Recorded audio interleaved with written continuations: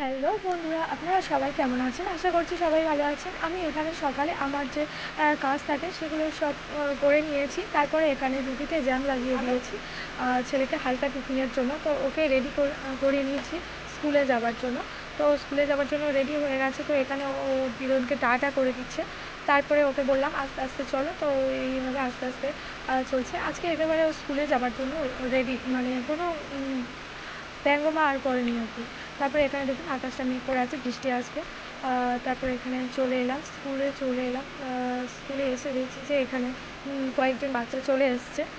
তো এখানে এমন কিছুই না, ওকে শুধু স্লেটে ধরিয়ে লেখানো শেখাবে আর কি। তারপর এটাই হলো স্কুল। আমি ওকে দিয়ে চলে এসেছি। তো দুটো ফুলটা দেখুন, আমি দেখাচ্ছি দুটো ফুলটা যে দেখিয়েছিলাম, এটা দু একদিনের মধ্যে হয়েই যাবে। তারপরে বলতে বলতে বৃষ্টি চলে এলো। বৃষ্টিটা একটু জোরে এসেছিলো, তার সাথে হালকা ঝোড়ো বাতাসও বয়ে দিচ্ছিলো। আমাদের এখানে বৃষ্টি হলে আর কি আমাদের সামনে, বাড়ির সামনেটা দিয়ে যে রাস্তাটা, এটা কাঁচা রাস্তা, মাটি, তো কাদা হয়ে গেছে, ভিজে গেছে। তো আমাকে এর উপর দিয়েই হেঁটে যেতে হবে। ছাতা নিলাম, ছেলেকে আনতে যাওয়ার জন্য বেরিয়ে পড়লাম। তারপরে ওকে নিয়ে এলাম, খিচুড়ি ডিম ছিল, তো ওকে খাইয়ে দিলাম। খাওয়াতে একটু এইরকমইভাবে ওকে দৌড়ে খাওয়াতে হয়, তো খাইয়ে দিলাম। তারপরে এখানে দেখাচ্ছি যে আমি পড়ে গিয়েছিলাম ছেলেকে নিয়ে এই রাস্তা দিয়ে আস্তে আস্তে। তো কাদা হয়ে গেছে, এই মাটির রাস্তাটা স্লিপ করেই পড়ে গেছিলাম। তো কাপড়গুলো ভিজিয়ে দিয়েছি, এখানে বাসন আছে। আর এখানে যে মাছটা আছে, ইলিশ মাছ, এটা আজকে রান্না করব।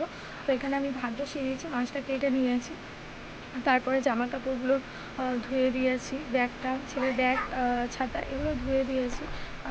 তো এটাকে শুকিয়ে নেব। তারপরে এই যে পেঁয়াজ দিয়ে আমি চিচিঙ্গে ভাজা করে নিচ্ছি।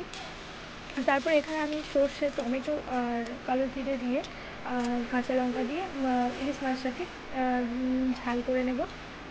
তারপরে এখানে মাছটাকে আমি হালকাই ভাজবো, কারণ মাছটা শুধু হালকা এপার ওপার করেই ভেজে নেওয়া হয়েছে। বেশি ভাজলে ফলে ইলিশ মাছের টেস্ট নষ্ট হয়ে যায়। ইলিশ মাছ এমনিতে অনেকেই কাঁচা ভাপাতে খাওয়া যায়। তারপরে এখানে রান্না করতে করতে ছেলেকে একজনকে দুধ দিয়ে গেছে, তো এটা রোজ ওর দুধ আনা হয়, তো দুধটা নিয়ে আমাকে এসে রান্না করে দিয়ে দিল। আমার এখানে রান্না হয়ে গেছে চিচিঙ্গে ভাজা আর ইলিশ মাছের সর্ষে ইলিশ আর কি। তারপর এখানে 12টা বাজে, এখানে এখনও এত গামছুন্দর আছে, এগুলোকে পরিষ্কার করে নিলাম। তারপর ছেলেকে স্নান করিয়ে দিলাম, দিয়ে ও বসে আছে, ভাত খাবে, বিরক্তি হচ্ছে। তো ওকে খাইয়েও দিলাম। ওর মানে স্নান করলেই খাওয়া, খাওয়া হলেই ঘুম। তো এখানে প্রায় 1টা বাজতে যায়। তো এবার ওকে আমি ঘুম পাড়াতে এসেছি। তো আমি এখন ওর কাছে যাচ্ছিলাম, ওর জন্য রাগারাগি করছে, কান্না করছে। এবার ওকে ঘুম পাড়িয়েও দেবো। তো অবশেষে ওকে ঘুম পাড়িয়ে দিলাম। তারপরে আমার ঘুম পাড়ানোর পরে ওর কাজ থাকে, তো আমি কাজটা সেরে নিলাম বিকেলে। আর আমি কোনো ভিডিও করতে পারলাম না। তো এবার আমি এখানে আসি, কুমড়োটা যে ছিল, কুমড়োটা খারাপ হয়ে যাচ্ছিলো।